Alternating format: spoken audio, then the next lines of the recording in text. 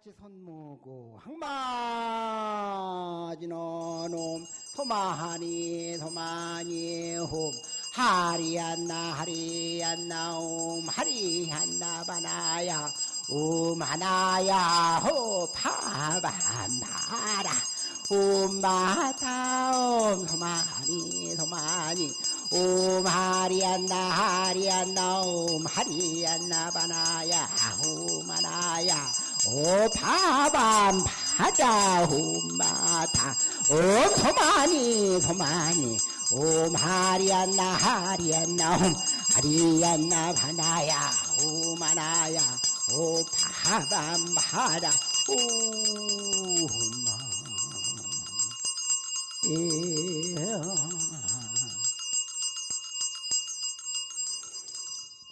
귀신은 여러분들 마음 가운데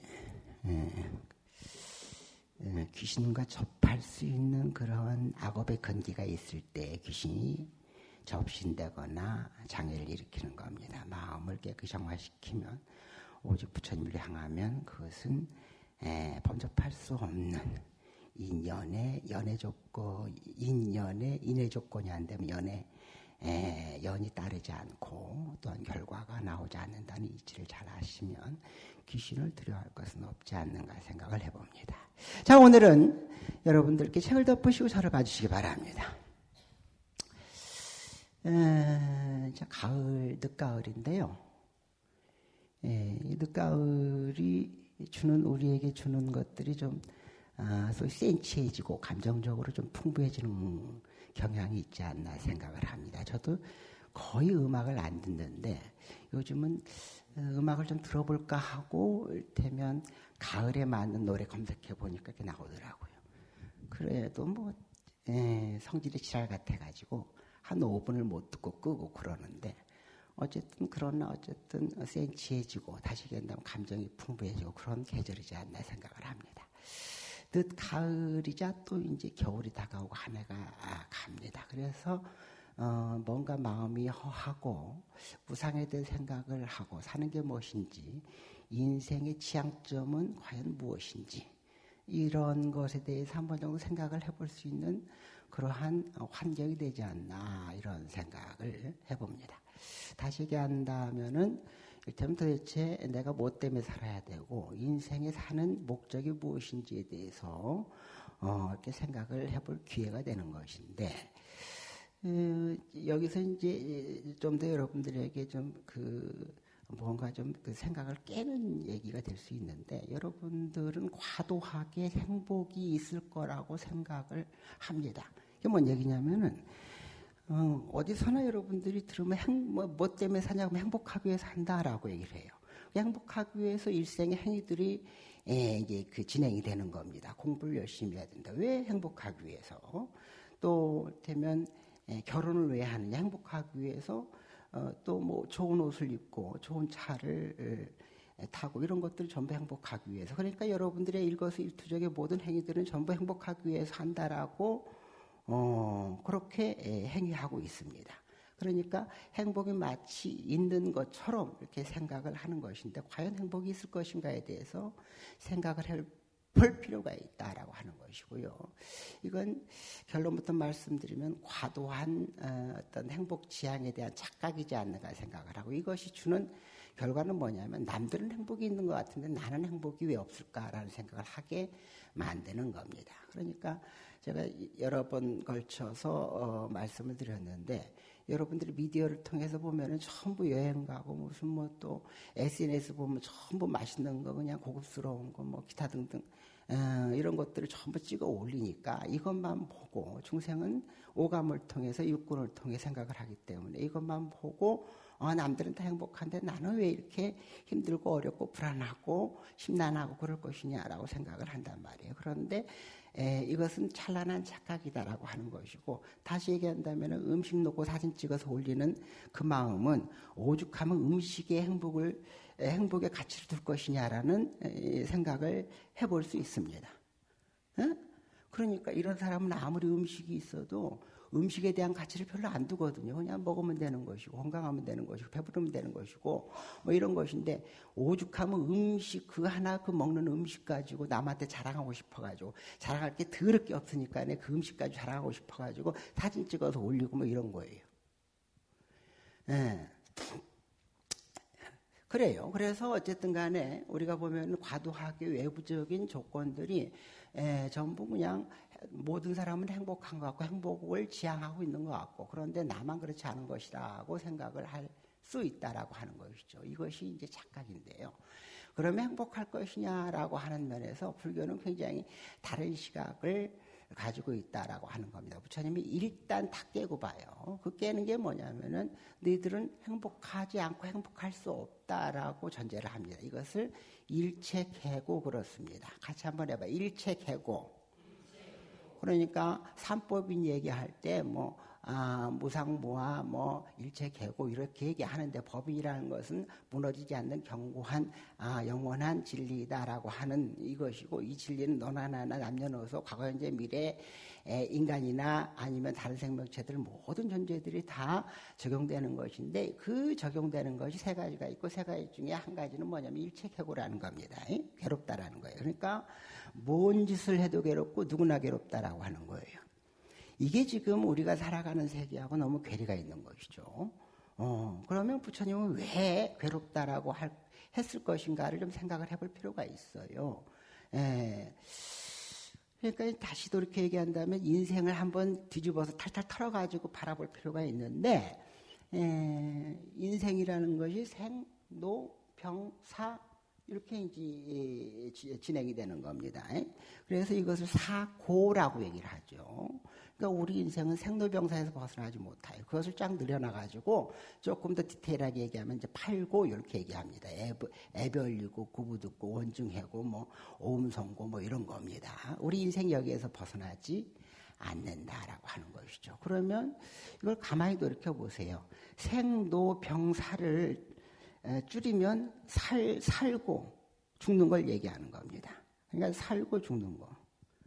그러니까 태어난다라고 하는 것이지만 또 태어나 살아간다라는 의미를 가지고 있어요. 살아가는 것이 고라는 거예요. 살아가는 것이.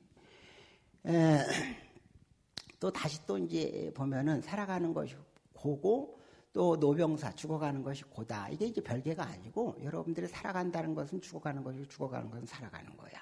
그러니까 우리 그렇단 말이야. 네 이름이 뭐더라? 응? 아들. 봉선이 맞아. 아주 오래간만에 오니까 이름을 자꾸 까먹잖아. 그러니까 이게 노병사 중에 하나의 증상인데 뭐냐면 늙어가면 자꾸 까막까막하게 돼 있는 거예요. 제가 저번 시간에 말씀드렸듯이 까막까막한데 내 탓도 있지만은 네 탓도 있어. 네가 자꾸 주변에서 얼쩡거려야 봉선이구나 아는데 하도 이제 안 얼쩡거리니까네 봉선이라는 이름도 잃어버리는 거예요. 너 첫사랑 이름 기억나? 기억 안 나지? 지금까지 기억나면 너는 이상한 놈이요. 왜 기억이 안 나냐? 너의 머리 한 개도 있겠지만은 일테면은 오랜 시간이 지나서 얼쩡거리지 않으니까네 기억이 안 나는 거예요. 기억이 나면 그 이상한 거야. 기억나나? 어쨌든 이제 그런 것인데요. 그래서 이제 봉선이가 저렇게 이제 아직은 탱탱하고 그렇습니다만은 봉선이도 죽어가고 있는 거예요. 그러니까 살아가는 것이지만 죽어가는 것이다. 죽어가는 것이지만 거의 사는 것이다. 이게 불교의 삶과 죽음이 둘이 아니다라고 하는 것이죠. 그러니까 주먹이 있으면 이제 피는 것과 다르지 않고 피는 것은 반드시 또 주먹을 전제로 해야 있다라는 거예요. 그죠? 피는 것은 주먹이 있을 때 핀다고 하는 것이고, 주먹이라는 것은 핀 것을 전제로 했을 때 주먹이 있는 것이고, 이렇게 이제 둘이 다르지 않다라고 얘기를 하는 것이고요. 그런 의미에서 삶과 죽음, 그러니까 생노병사는 같이 가는 것인데, 생이라고 하는 것이 고라고 하는 거죠. 살아가는 것이 고다라고 하는 겁니다. 일테면은 뭔 얘기냐면 우리가 태어나가지고 엊그저께도 지금 수능기도 봤는데 우리가 태어나가지고 유아기를 거쳐서 청소년기, 질풍노도기를 거친단 말이에요. 그러면 그 시간에는 일테면 뭐 모르니까 행복하고 괜찮았을 것이냐? 그거 아니라는 겁니다. 뭔 얘기냐면은 그때부터 학습, 그러니까 그때가 이제 학습기인데, 사회 진출하기 전에 네가 무기를 가져야 되는데 그 무기가 뭐냐면 네가 배운 것이고 배운 것을 이를테면 공인해야 된다라고 하는 거잖아요. 그러니까 학습기는 치열한 경쟁을 전제로 하고 있는 거예요. 응? 전부 그 치열한 경쟁 안에서 스트레스가 엄청 많은 거야. 야, 애가 무슨 스트레스냐라고 하는 것인데 인간은 기본적으로 중생이기 때문에 스트레스를 가질 수밖에 없는 존재이다. 이게 정답입니다. 태어나면서부터 죽을 때까지 스트레스를 가질 수밖에 없다라고 하는 겁니다. 왜? 인간은 욕망을 전제로 하기 때문에 그렇다라고 하는 거예요. 욕망이라고 하는 것은 갖고자 하는 것이고 원하고자 하는 것이고 취하고자 하는 것이고 이런 것인데 갖고자 해도 다 가질 수가 없고 아무리 빽빽거리고 울어봤자 엄마 아빠가 이를테면 야 이놈아 그것은 안 되라고 하면 안 되는 것이고 그런 거 공부를 잘하고자 하더라도 이를테면 나보다 더 잘하는 놈이 있는 것이고 이런 거예요. 그러니까 인간은 기본적으로 스트레스를 받을 수밖에 없다라고 하는 것이고 스트레스를 가지고 있다라고 하는 것은 고지요 고. 응? 그래서 아유 그때가 좋았어 라고 얘기를 한단 말이야. 아무것도 철없을 때가 좋았어 라고 하지만 그것은 지나간 과거에 대한 추억이기 때문에 좋은 것이지 그때 당시에 그 상황 안에서는요 나는 왜 공부를 하고자 하는데 공부가 안 될까. 어떤 놈은 똑같이 공부를 하는데 시험만 봤다 하면 1, 2등이고 어떤 놈은 하고자 하는데 몸은 안 따르고 항상 성적을 보면은 그냥 거기서 적당히 이렇게 맴돌고 있고 이 얘기는 봉선이 얘기예요. 봉선이가 그랬을 것이다 라고 나는 미뤄 짐작을 해요. 그런 거예요. 스트레스를 많이 받아요. 그래서 어쩌저쩌 해가지고 이제 성장을 했어요. 성장을 하면서 이제 마지막에 사회로 나가기 바로 저는 테스트를 하는 것이죠. 이게 수능입니다. 나는 수능 제도가 개편돼야 된다고 생각을 하는데 왜냐하면 수능은 사회적으로 공식적으로 서열을 매기는 겁니다. 서열의 출발점은 여기서부터 비롯되는 거. 물론 이제 보이지 않는 서열이라는 것이 태어나면서부터 있어요. 이를테면 금수저, 은수저, 흑수저 이것도 저것도 안 물고 태어난 놈 있어요. 그런데 그렇지만 공식적으로 제도화된 이런 서열이 있는데 그게 뭐냐면 이제 학력인 것이죠. 그러니까 공식적으로 서열을 매기는 것인데 이러니까 스트레스가 엄청난 것이죠. 그래서 가만히 생각해보면 시험 한번 보는 것이 뭐가 그렇게 대단한 것이냐라고 하는 것인데 지금은 좀 그렇다, 좀 이렇게 완화됐다라고 볼 수도 있겠습니다만은 어쨌든 간에 한국 사회의 특징은 경쟁이 치열하다 보니까 평생 낙인. 야, 그래도 네가 대학이라도 나왔다는 소리를 들어야지. 야, 그래도 네가 그래도 야, 인서울 정도는 해야지. 간판 달고 다니지. 야, 저기 무슨 제2대 전주대. 또 무슨 S대 수산전문대 이렇게 나와가지고 간판 달고 네가 앞으로 지금 체면이 스캔이야라는 얘기를 할 수 있는 거예요.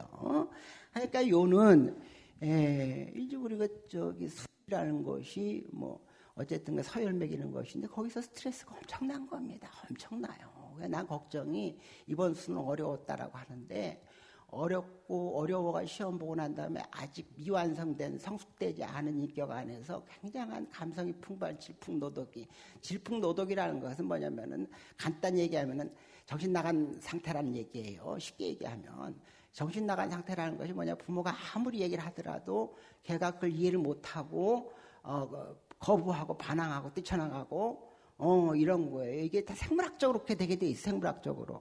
부모를 벗어나서 다른 둥지를 찾으려고 하면 부모와 벗어나려는 몸에 거부감이 있어야 될 거 아니겠어요? 그러니까 이게 자연스러운 거예요. 이놈의 새끼가 순하고 착하고 말도 잘 듣고 엄마 하고 아빠 하고 맨날 쫓아만 다니려고 하는데 어느 때부터인가 문을 꽉 잠궈놓고 나올 생각도 않고 밥도 퍼먹으라면 퍼먹을 생각도 안 하고 지세계에 갇혀가고 살고 말을 하면 맨날 퉁퉁거리고 이렇게 이렇단 말이에요. 반항하고 이렇다면 왜 그럴 것이냐. 엄마가 싫어서 아빠가 싫어서가 아니에요. 그건 당연히 모든 짐승은 모든 동물은 일테면은 독립해야만이 살아가게 돼 있는 거예요. 독립의 몸부림의 하나의 DNA 안에 깔려있는 몸짓이다 이렇게 보면 돼요. 내 새끼가 이상한 게 아니고 자연스러운 현상이다 이렇게 바라보면 돼요. 근데 부모가 말 잘 듣는 자식에서 반항하는 자식으로 겪으면은 애가 뭐가 문제가 있지 않냐 생각을 하는데 그렇지 않아요. 그것이 안 받아들이고 못 받아들이면 나처럼 머리 깎고 살면 돼요. 머리 깎고 살면 돼. 그런 것도 저런 것도 신경 쓸 거 없어요. 얘가 이제 멍뚱한 대로 갔는데.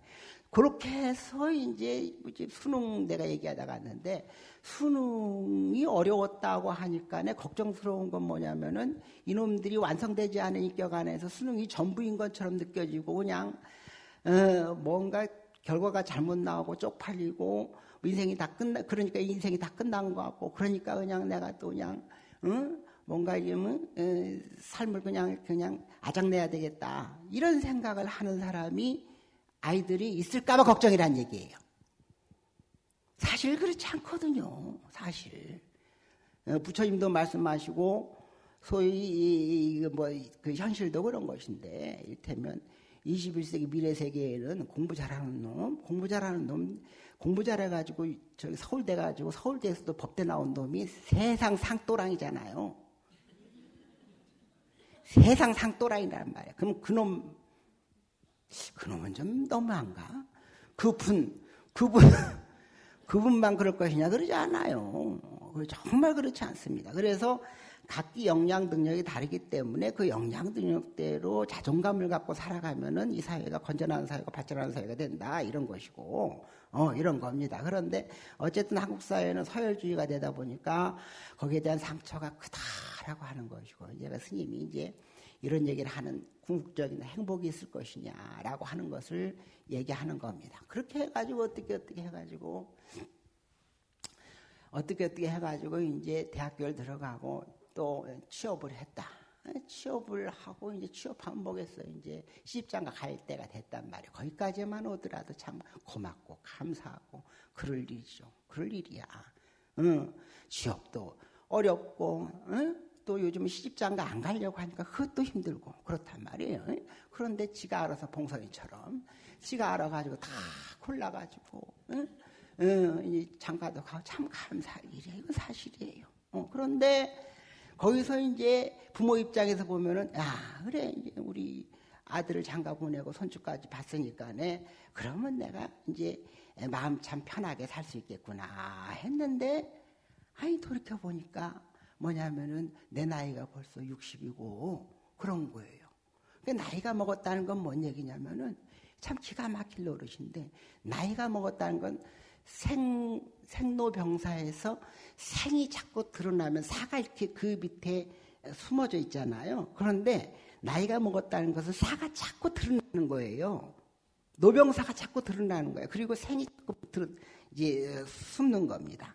노병사라는 것이 여러분들이 착각하는데 이제 50대, 60대가 되면은 자꾸 이제 몸이 아파와요. 그러면 이게 아픈 것이 자꾸 왜 나한테 이런 병고액난이 다가오나라고 생각하는데 모든 사람은 나이를 먹으면서 병고액난을 다 겪게 돼 있다라는 거야.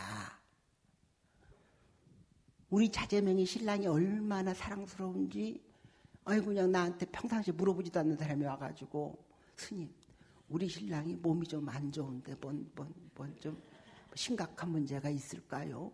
그래서 내가 속으로는 그 나이 먹으면 다 아파. 아프면서 늙는 거야. 이제 그런 얘기를 하고 싶지만은 겉으로는 걱정하지 마. 별일 아니야. 이렇게 하고 넘어갔어요.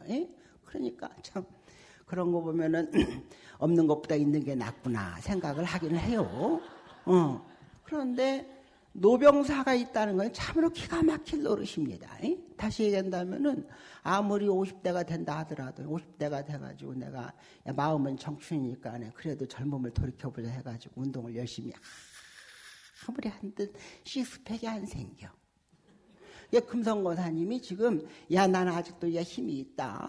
그래서 내가 이제 건강을 좀 유지하고 뭔가 좀 관리를 해야 되겠다 생각을 해가지고 헬스클럽에 가가지고 아무리 날고긴다 하더라도 봉선이는 못 따라가. 식스팩이 안 생겨. 또 여자들은 50대, 60대가 돼가지고요. 내가 젊음을 유지해야 되겠지 해가지고 저 시술하는데 피부과 이런 데 이제 가가지고 찢고 땡기고 주사 맞고 바르고 험한 생쇼를 다 한들 그 이제 거기서 조금 보기 좋은 것이지, 그 순간에 보기 좋은 것이지 20대 30대로 돌아갈 수가 없어요. 그리고 더불어서 몸매는 아무리 노력한다 하더라도 30, 34, 23, 34가 될 수가 없어요. 요 얘기는 뭔 얘기냐면 우리가 나이가 먹는다라고 하는 것은 기준이 20대 기준을 생각해가지고 내 몸이 왜 이렇게 됐나? 왜 내가 폐가 나왔고 내가 보기에도 보기 싫은데 남이 보기에는 오죽 보기 싫을까? 이런 생각을 하고 살 수밖에 없는 참 암울한 시기라는 거야. 그런데다가 애써가지고 그냥 자식 키워가지고 장가 보내고 하면은 쫓아올 때는 뭐냐면은 아파트 살 때 뭐 좀 쫓아오고 그런 거야. 어디 무슨 뭐 땅 살 때 이게 참 대박 터진다고 지금 놓치면은 굉장히 그냥 어려울 것 같다고 조금만 보태달라. 아니 그냥 돌라는 게 아니고 빌려달라고 반드시 갚는다고 그렇게 해가지고 이렇게 그냥 그래도 갚겠지 했는데 자식을 잘 안 겪어봐서 그래. 나는 전생에 기억하는데 자식놈이 갚는 거 별로 못 봤어요. 그러니까 가져가면 그 순간 입을 씻고 생각이 달라. 부모는 키워줬으니까 네가 벌어가고 갚겠지 생각을 하는데 자식놈은 뭐냐면은 부모 돈이 내 돈이고 내 돈이 내 돈이야. 그러니까 이게 참 그런 것이고요. 그래서 50대 60대에 보면 참 이 심리적인 어떤 박탈감이라던가 우울함이라던가 불안감, 이 불안감도 떨칠 수가 없어요. 사람이 살아가는데 불교의 지향점 안심인명이거든. 안심인명. 따라서 하세요. 안심인명. 마음 편하자라는 겁니다. 굉장히 중요한 겁니다. 그 마음 편하자라고 하는 것인데, 이 돌이켜보면은 자식 키워놓고 장가 보내고 시집 보내고 손주 낳고 직장 잡고 집 밥벌이 하고 이러면은 마음이 편해야 될 텐데 편하지가 않아. 편하지 않는 것이 일면에 다행스러운 건 뭐냐면 그 나이 때도 안 편하니까 절에 와가지고 내가 먹고 살 수 있어서 다행스럽지만 편안하고 본다면 그 나이 때 편안하고 본다면은 절이 굶어 죽어요. 안 와 절에.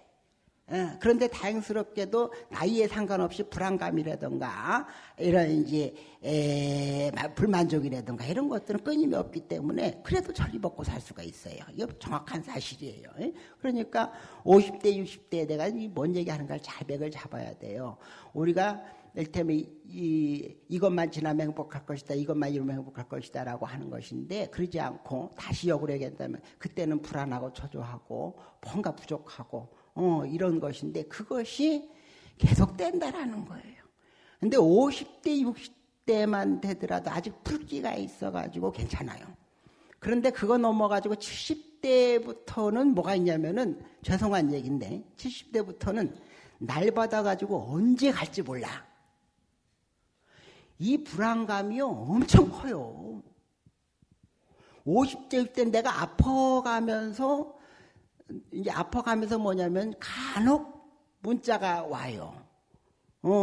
내 동창이라든가 내가 뭐 같이 일했다든가 뭐 아는 지인들이 갑자기 갔다라는 부고가 날라와요. 그럼 나도 그러겠구나 하는데 그래도 한 일면에는 그래도 내가 이 나이에 뭐 특별하지 않으니까 그래도 80대 90대까지 살겠지라고 생각을 하고 가는데 불안감과 더불어서 70대만 되면은 사회에서 도태되고 안 써줘. 따라서 하세요. 안 써줘. 이게 죄송한 얘기인데 필요가치가 없다란 얘기예요. 이게 참 기가 막힐 노릇입니다. 그러니까 70대가 넘어가면 이제 날 받아놓고 이게 아침에 눈 떠서 눈 뜨면 오늘 또 살았구나 이렇게 생각하고 그 다음에 저녁 때 이제 눈 감을 때 내가 이러다 가면 안 되지 이렇게 생각하고 이렇게 해서 70대 80대를 이제 맞이한단 말이에요. 그래서 우리가 돌이켜서 스님이 얘기하는 것은 우리 삶 가운데 과연 행복이 어디에 숨어 있을 것이냐라고 본다면 사실은 부처님 일체계고라고 하는 것을 그냥 얘기한 게 아니고 삶 자체가 그렇다. 그러면 어쩌자는 것이냐라고 하는 것인데 그것을 우리가 안다고 한다면 어쩌자는 것이냐. 하나는 행복이 우리 중생들에게 여러분들이 생각하는 방향에서 찾기가 어렵다라고 하는 것들을 먼저 인지를 해야 돼요. 이 얘기는 뭔 얘기냐면 마치 없는 것을 있다라고 해서 환장하고 쫓다 보면은 허천나는 허천단다는 표현 알아요? 있지도 않는 것을 쫓아서 그렇게 이제 살다 보면은 이를테면 허탈감만 더 커지고 상대적 박탈만 더 커지고 이렇단 말이에요. 그러니까 우리가 1인당 GDP가 35,000달러가 되고 세계 무역으로 보면 10대 강국이 되고 이렇게 얘기합니다만은 그런데도 불구하고 우리는 왜 이렇게 불행할 것이냐라고 하는 것인데 우리나라가 경쟁이 치열해서 불행함이 좀 더 불행의 감이라고 하는 것이 좀 더 클 수는 있을지언정 일체 중생은 다 불행할 수밖에 없다라고 하는 것이고 일체 중생이 다 불행하다라고 하는 것은 정확히 팩트를 알면서부터 내가 어떻게 이 불행을 그럼 극복할 것이냐. 그러면 이 행복이라는 건 정령 없는 것이냐. 이룰 수 없단 말이냐. 진정 우리는 고통만 안고 살아가야 될 것이냐. 삶의 시작도 중간도 끝도 고통일 수밖에 없는 것이냐. 라고 하는 이 질문을 던져야 된다라고 하는 거예요. 그래서 하나는요. 정리해보면 하나는 나만 힘들고 어렵고 초조하고 불안하고 이러한 삶을 살아가느냐 그런 거 없다. 하나는 뭐냐면은 우리가 살아가는 가운데에 현실 안에서의 행복은 어디에 있을 것인가를 좀 고민해 볼 필요가 있다라고 하는 것이고 하나는 뭐냐면 우리가 쫓는 이 방법으로는 궁극적인 행복을 이룰 수 없다라고 하는 거예요. 왜냐하면 불교가 얘기하는 것은 궁극적으로 이고 등락, 이 고통을 여의고 등락, 낙을 취하자고 하는 것이고 또 안심인명, 마음 편하자고 하는 것이고 마음이 극락이라고 하면 이 극락을 이뤄야 될 것이고 불안, 초조, 공황, 스트레스 이런 것들에 벗어나서 마음 편하자고 하는 것이고 그러면 이것의 방법을 제시해놨단 말이에요. 부처님이. 그럼 제시한 것이 무엇일 것인가를 좀 더 깊이 생각을 해볼 가치가 있지 않느냐 이 얘기예요.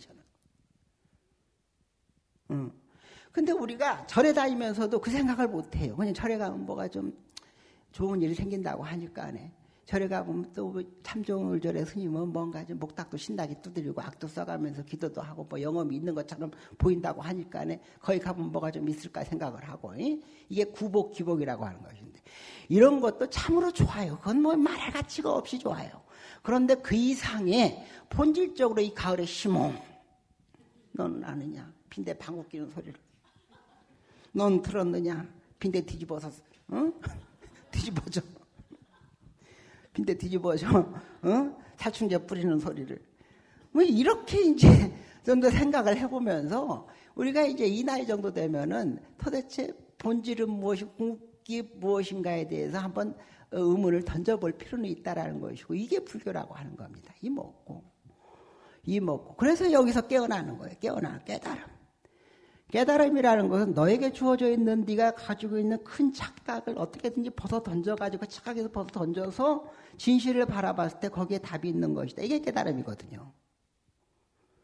그러니까 끊임없이 죽을 때까지 복만 구하고 살아가는 이런 것이 아니고 복도 구하지만 구복, 기복도 하지만 한쪽으로는 과연 우리가 지금 행위하고 지향하는 것이 과연 궁극적인 행복을 가져다 줄 것이냐라는 부분에 대해서 생각을 해볼 필요가 있다라고 하는 것. 요 얘기를 지금 하고 있는데 그럼 이제 결론을 말씀드릴게요. 자, 정리해보면 인생이 일체계고다라고 하는 걸 여러분들이 뼈저리게 인식해야 돼요. 그리고 너나 나나 할 것 없이 전부 고라고 하는 것들. 그러니까 다시 얘기한다면 나만 그런 게 아니고 보세요. 간단해.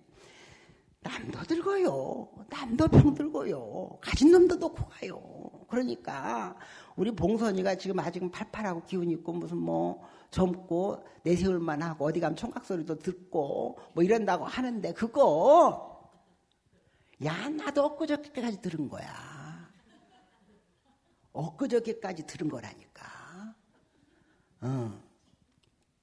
자, 그래서 요는 너나 나나 애 없이 우리가 그렇게 삶의 무상함을 겪고 사는 것이고, 그러니까 다시 이제 보면은 과연 우리가 이제 어떻게 살아갈 것인가에 대해서 부처님 말씀을 통해서 생각해 볼 필요가 있다라고 하는 결론에 도달하는 것인데, 왜? 깨달음이라고 하는 건 우리가 인식하지 못하는 저 너머의 세계를 바라보게 하는 거예요. 여러분들이 날고 기고 아무리 서울대학교 법대를 나오고 의대를 나오고 오만 생쇼를 다 하고 가방끈이 길다 못해가지고 우주를 한 바퀴 돈다 하더라도 박사학위가 수십 개 수백 개가 된다 하더라도 그놈 또한 중생이야. 이게 뭔 얘기냐면은 중생은 지 업성대로 바라보고 그 안에서만 살아가는 유식의 이 범주를 벗어나지 못한다라는 거야. 쉽게 얘기한다면은 그에 따라서 해보세요. 이제 답 얘기하는 거예요. 우리가 고통의 세계를 살아가는데 어떻게 행복을 찾을 것인가에 대한 답을 얘기하는 겁니다. 따라서 하세요. 일수사견. 크게 얘기해봐. 일수사견. 이게 뭐냐면 하나의 불을 바라보는데 네 가지 견해가 있다는 얘기 아니겠어요? 천상에 있는 천상의 천신들은 바다의 물을 보면서 이게 보석이라고 생각해. 바짝바짝 이게 보석이라고 생각을 해요. 물속에 있는 물고기는 자기 집이라고 생각을 해요. 사람은 이걸 물이라고 생각해요. 아기들은 목구멍이 작아가지고 물만 들어가더라도 목이 막 불이 난단 말이야. 그러니까 물을 보면 공포심이 느껴져요. 이거 사실이에요. 공포심이 느껴진단 말이야. 아무것도 아닌 거 공포심 느끼는 거 있잖아요. 개새끼 보고 공포심 느끼고 비둘기 보고 공포심 느끼고 그러잖아요. 이게 유심이란 말이야. 그러니까 물을 보고 공포심이 느껴진다라고 하는 거예요. 그러니까 불로 본다는 거예요. 여기서 중요한 것은 물이라는 하나의 단일체를 가지고 바라보는 시각이 다른데 왜 다를 것이냐라고 하는 거예요. 왜 다를 것이냐. 하나는 불로 보고 하나는 보석으로 보고 하나는 집으로 보냐라고 하는 겁니다. 이것은 지 업에 의해서 가지고 있는 생물학적 구조가 그 외의 세계를 바라보지 못하게 만들어져 있다라고 하는 거예요. 이 얘기를 쉽게 얘기한다면은 바닷속에 있는 물고기들이 육지 세계를 평생 천하 없이 박사학위를 1100개를 가졌다 하더라도 육지의 세계를 알 수 있을까 없을까? 없는 거예요. 역으로요, 우리가 그래도 우리는 인간은 과학이 발달해가지고 해저 세계를 알고 물고기 아는 생명체들, 수중 생명체들의 연구가 된다 하더라도 지금 우주에 접근하는 걸 차지하고라도 우리 가까이 있는 물고기들이 살아가는 생태계의 특성마저도 아직 3%, 4%도 다 모른다는 거 아니야. 그러니까 내가 어저께 TV를 봤더니요.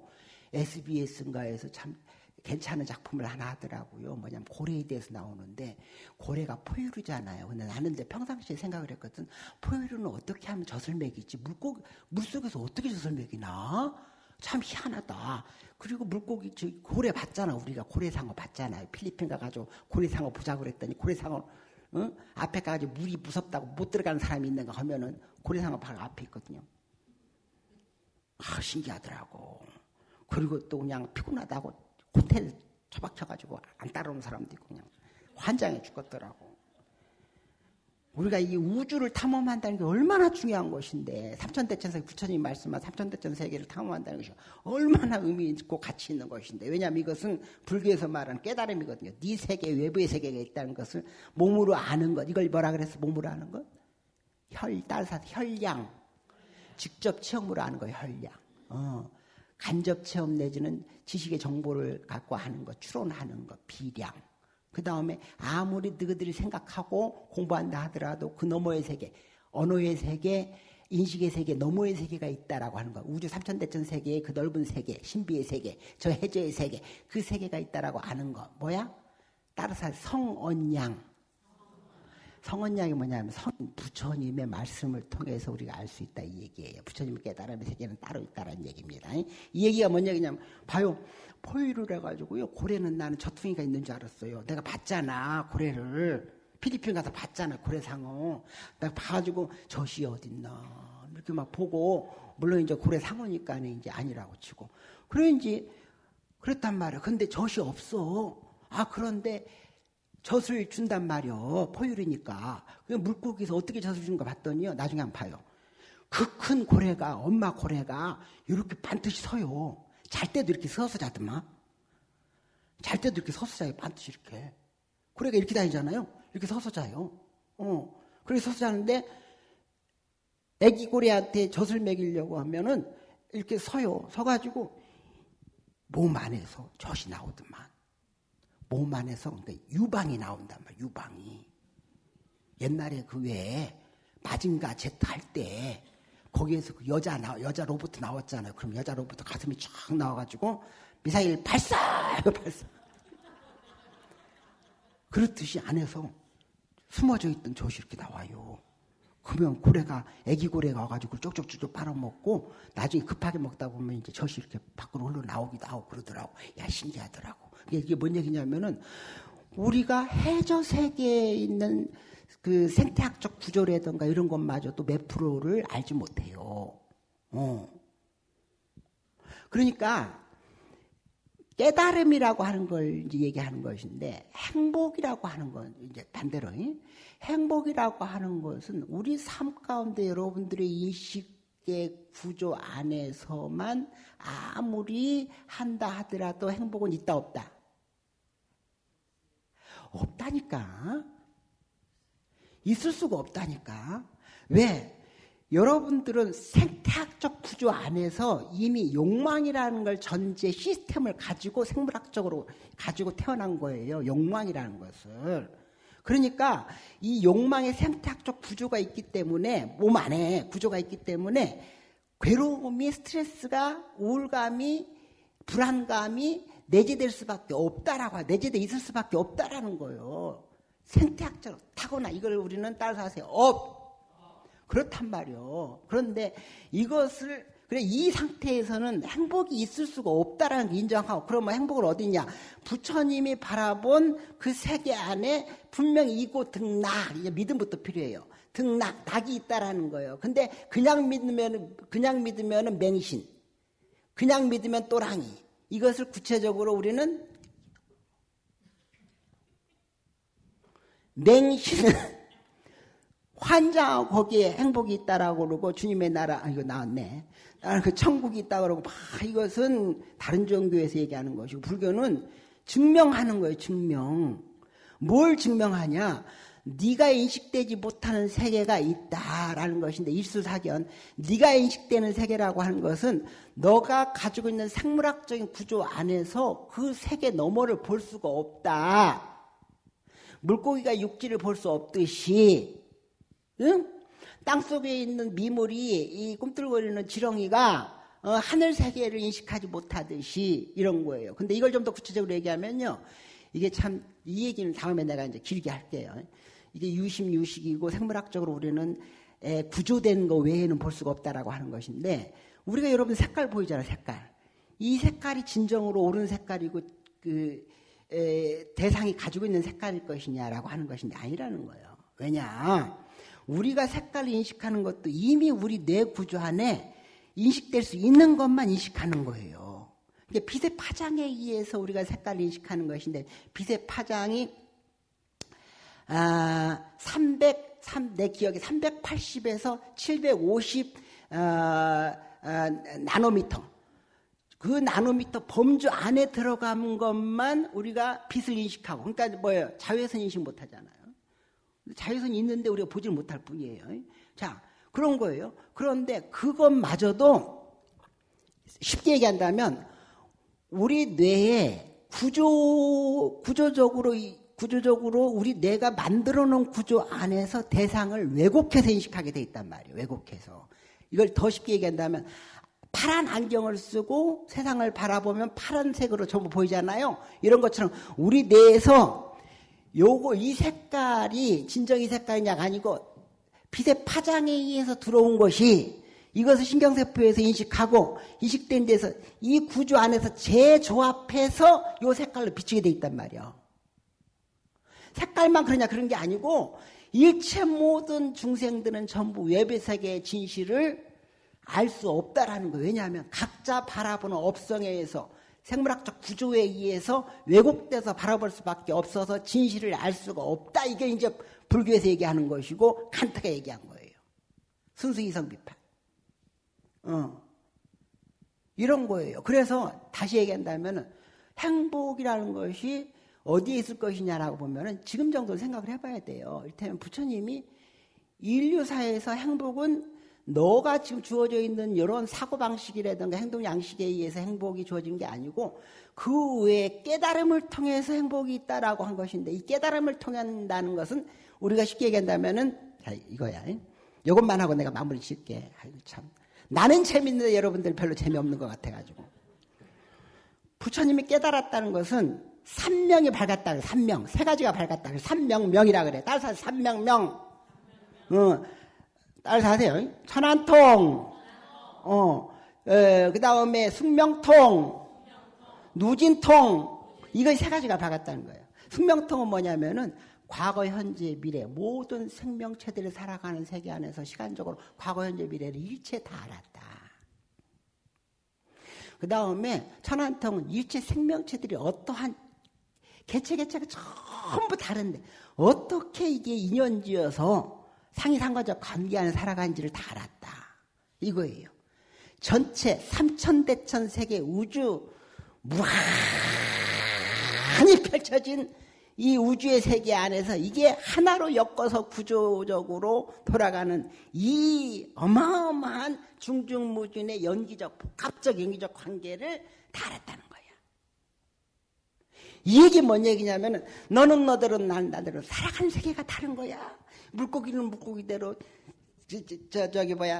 네 발 달린 짐승은 짐승대로 인간은 살아가는 세계가 다른 거야. 그러니까 다르니까네 부부가 평생 살아가더라도 서로 마음을 모른다고.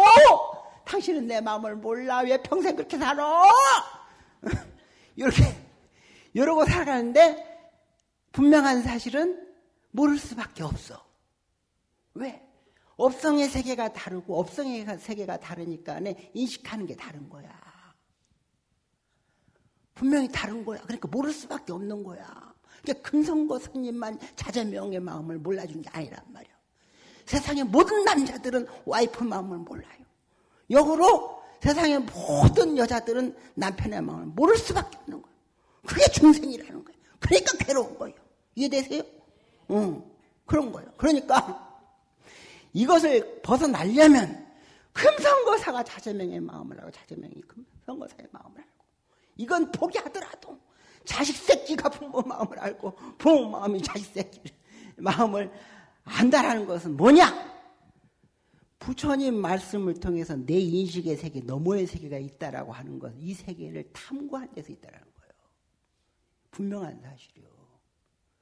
전부 자제명은 금성고사를 바라볼 때 금성고사를 바라보는 금성고사 실체를 보는 게 아니고 조작돼서 왜곡돼서 바라본다는 거. 왜? 내 업성대로.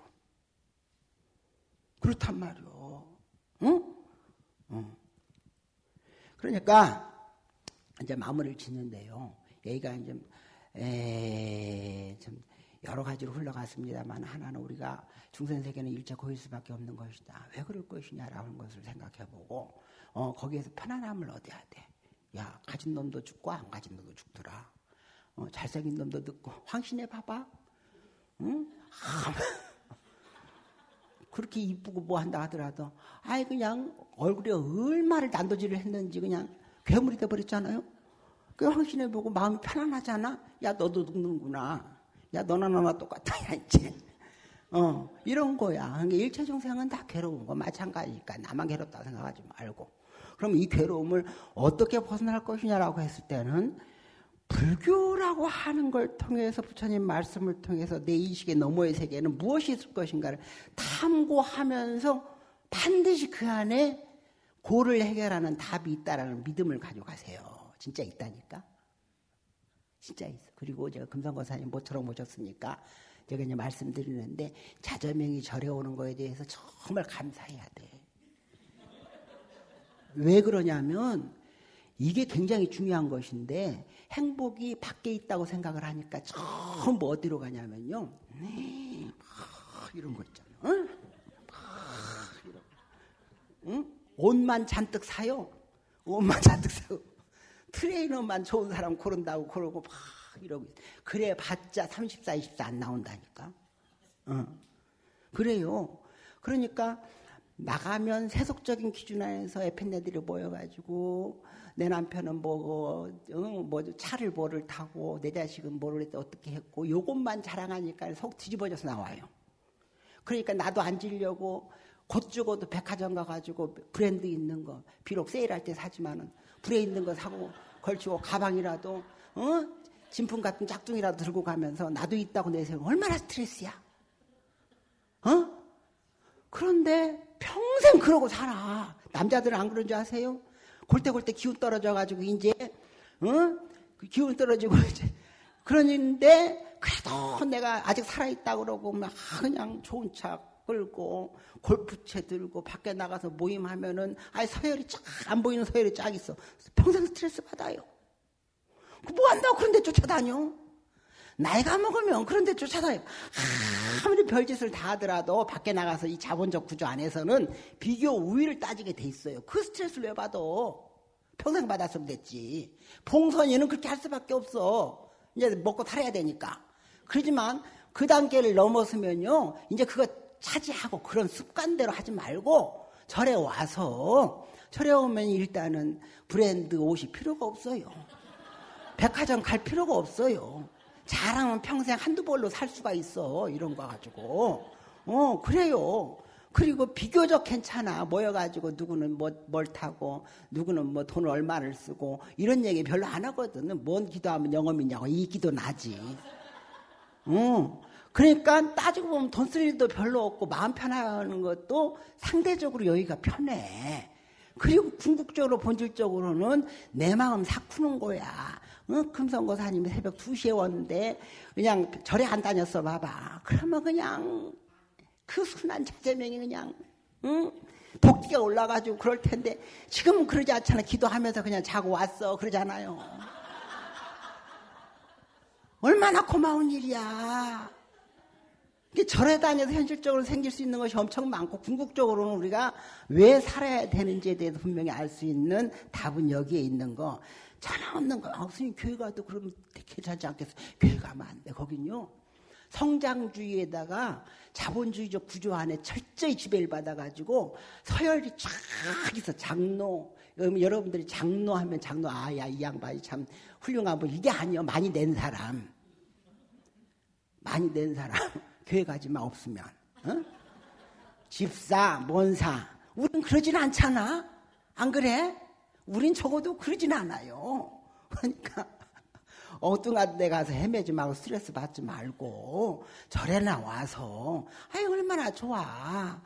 절에 오면 서로 만나서 기도를 어떻게 할 것인가도 하고 마음 수행도 하고 그리고 1년에 한 번 심심하다 하면 외국도 가가지고 새로운 것도 접하고 오만 거 다 접하잖아요.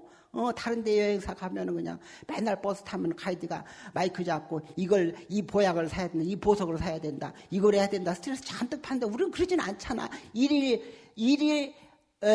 마사지 1시간 반 2시간 공짜. 물론 거기 안에 이제 뭐 다 들어와서 합니다만 좋잖아요. 그러니까 내 얘기는 엉뚱한 데 가서 얘가 이제 산만해졌습니다. 엉뚱한 데 가가지고 나이 먹어서까지 막 자랑하고 브랜드 자랑하고 뭐 그냥 가방 자랑하고 차 자랑하고 이거 스트레스 받지 말고 이제는 이제 돌아와서 기도하고 복 짓고